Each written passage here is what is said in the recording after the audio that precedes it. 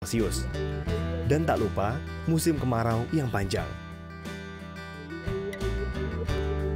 Setiap tahun, hasil produksi garam Madura menembus angka rata-rata 700.000 ton. Hingga saat ini, Pulau Madura menyokong hampir 50% kebutuhan konsumsi nasional.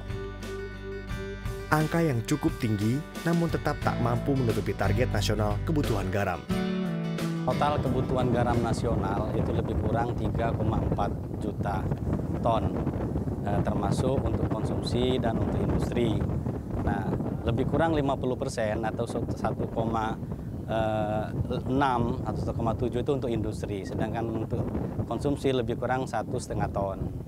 Dan dari 1,5 ton itu atau 1,4 ton itu bisa disuplai dari produksi lokal itu lebih kurang 1,2 ton.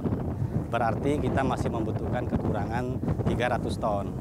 Nah, 300 ton ini yang kita saat ini lagi diimpor oleh produsen-produsen garam konsumsi. Sesungguhnya kebutuhan garam nasional mampu kita penuhi jika setiap hektar mampu menghasilkan 100 ton garam di masa panen. Dikalikan dengan 12.000 hektar ladang garam yang ada di Madura, maka akan terpenuhi 1,2 juta ton. Itu hanya pasokan dari Madura saja. Bukan hal mustahil kita bisa swasembada garam industri. Kalau swasembada garam konsumsi, saya pikir sudah lewat itu. Kita sudah swasembada kalau untuk konsumsi, tapi untuk industri kita sedang mulai. Saya pikir sama dengan garam kita. Cuma impor kan manis, Pak. Manisnya itu bukan dari sisi rasanya, tapi manisnya karena fee-nya itu. Ya, harapan kami impor ini disesuaikan dengan kepentingan, impor tidak mungkin dihabisi. Cuman pemerintah harus ada keseimbangan harga antara kita dengan pengimpor itu, gitu.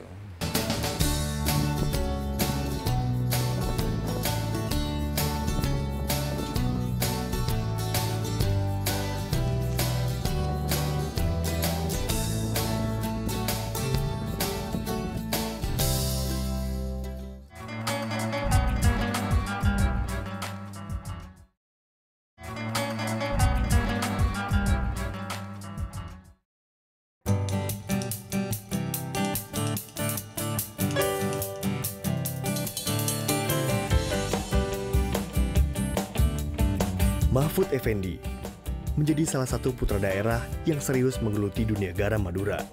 Bersama dengan timnya, doktor bidang teknologi kelautan ini aktif dalam kegiatan pemberdayaan masyarakat pesisir Madura. Berbagai penelitian ia lakukan sebagai upaya peningkatan kualitas garam rakyat Madura. Kami sekarang sedang membuat semacam inovasi aditif gitu ya, aditif yang bisa mempercepat proses pengendapan garam tersebut. Jadi tujuannya untuk perbaikan kualitas dan kuantitas. Dari sisi kualitas memang itu masuk dalam kategori garam yang layak untuk industri. Dari sisi kuantitas jumlahnya kita bisa tingkatkan lebih banyak begitu, Pak. Kandungan senyawanya tidak ada yang bahan penyemar dalamnya, tidak ada polutan, tidak ada impuritis. Kita berharap nanti akhir tahun ini kita bisa membuat garam NaCl 100%. Itu target kita. Ya, salah satu kriteria standar garam kelas 1 yang harus dipenuhi oleh produsen garam adalah jumlah kandungan NaCl yang tidak boleh kurang dari 97%. Untuk garam kelas 2, jumlah minimal senyawa NaCl adalah 94%. Bukan hanya warna putih yang bersih. Jika harus dibandingkan dengan garam impor Australia dan India, mayoritas garam Madura hanya mengandung NaCl kurang dari 90%. Garam untuk industri jangan dibebaskan impor seperti sekarang ini. Oleh karena itu kebijakan Menteri Perdagangan perlu dievaluasi kembali yang memberikan kebebasan pada impor garam industri. Karena katanya kita tidak membuat garam industri, memang betul. Tetapi garam industri yang begitu melimpah itu dengan gampang diproses iodisasi menjadi garam konsumsi. Itu yang terjadi. Saya kira tidak pantas buat Indonesia dengan panjang pantai lebih dari 80.000 km ini menjadi negara importir garam lebih dari separuh kebutuhan nasional. Tidak pantas. Upaya dalam meningkatkan kualitas dan kuantitas garam Madura juga dilakukan oleh satu-satunya BUMN yang bergerak di bidang garam, PT Garam. Dengan penggunaan karpet tambak atau metode geomembran, jumlah produksi bisa ditingkatkan dan kualitas garam pun bisa mendekati standar industri 97% kandungan NaCl. Teknologi ini telah kita temukan dalam beberapa tahun yang kemarin. Jadi tahun 2011 itu kita uji coba hanya 20 hektar. Ternyata itu membawa dampak yang cukup bagus setelah dianalisa oleh Litbang kita.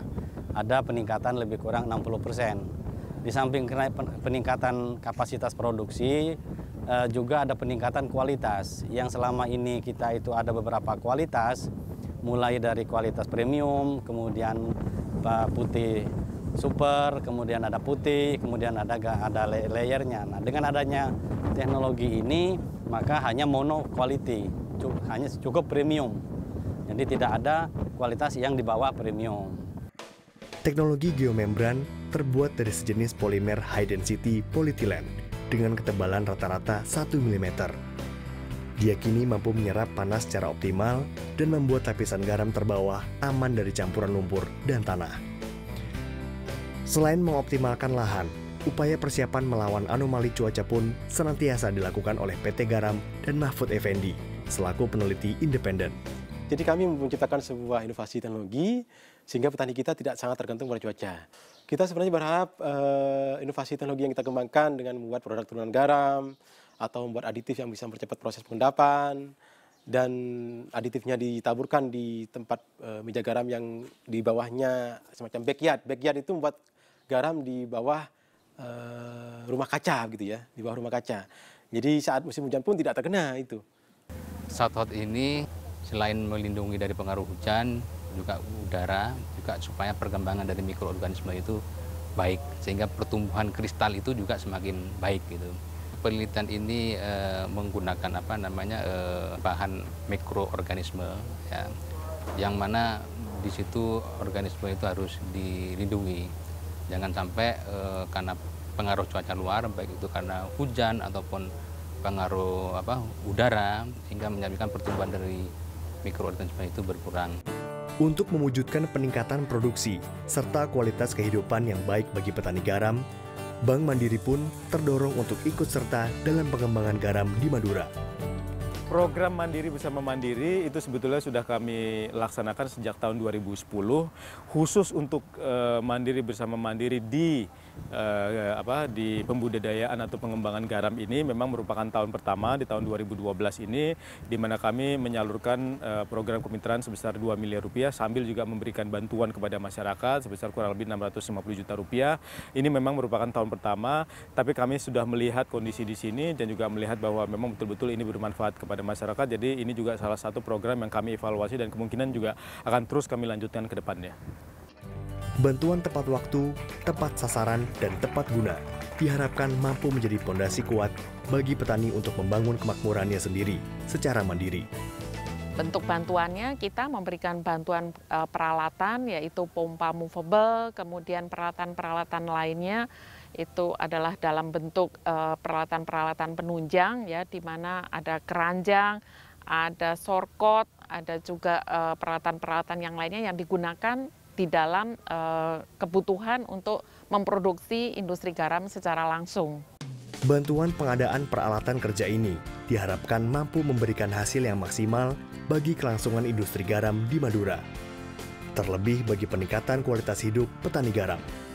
PKBL, Program Kemitraan Bina Lingkungan sebenarnya, tapi sama PT Garam dikembangkan untuk bermitra dengan petani garam dalam rangka menyanggah harga garam rakyat untuk mencapai stabilitas. Ya, title-nya adalah Program Optimalisasi Produksi.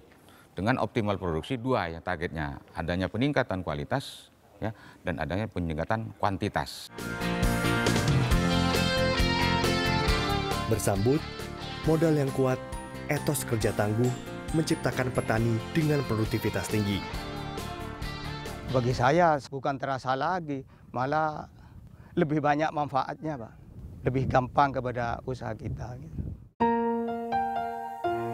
Baling-baling kincir angin di ladang-ladang petani kembali memompa air laut menuju ladang penuaan air. Hembusan anginnya seakan membisikkan harapan. Hidup petani garam sesejahtera hasil panennya tahun ini yang berlimpah.